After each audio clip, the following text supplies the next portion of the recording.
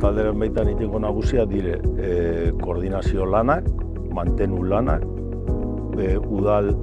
langile, brigadako langileekin koordinazio lanak, koordinatu, eta eurekaz horri lan guztiak ondo burutu, eta gehien herria oso ondo egon daiken, ez dugu ez egoteko arazorik, eta gainen egoteko, eta koordinazioa oso ona izan daitela ni gehi brigadako langilekaz, gehi beste kanpotik etortzen dezen, hirugarren pertsonak lana egitera Otxandi horrira, udal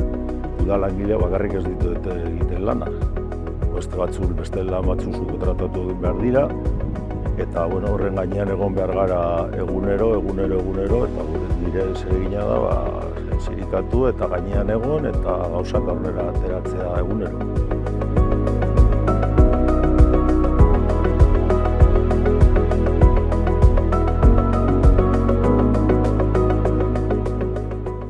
Bueno, 2025 ditugun mantenu lanak, lan prioritarioak, da Basogai kalean arazo bat dago pisu batzuen aurrean, eta urteak pasatu dira, eta hori hunditzen joan da, eta urten gure konpromisua da hori ondo jartzea eta amaitzea. Gero beste lan bat duguna da San Antonioko eta Etxatxoko bidearen asfaltatzea, gehi Etxatxotik Eliezabarriraino dagoen bide peatonal bat ere asfaltatzea, eta hor bertan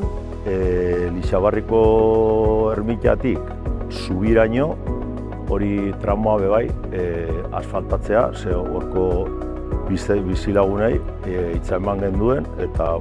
horroi da horko lan prioritario bat dugu nahiteko. Eta gero,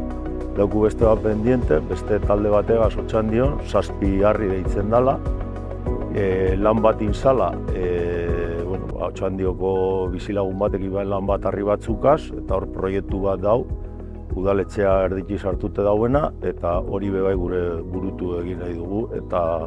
harri guztia jarri bere tokian, eta lanak aurrera ateratzea.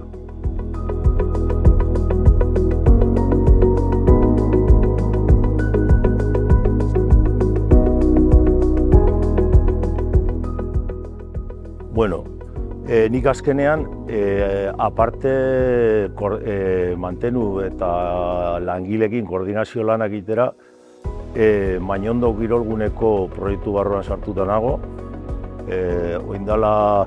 udaletxean egon barik, hasi nintzen nik hori proiektua aurrera ateratzen.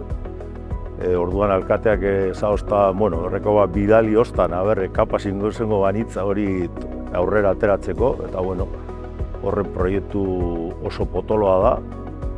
herriari hitza eman genion hori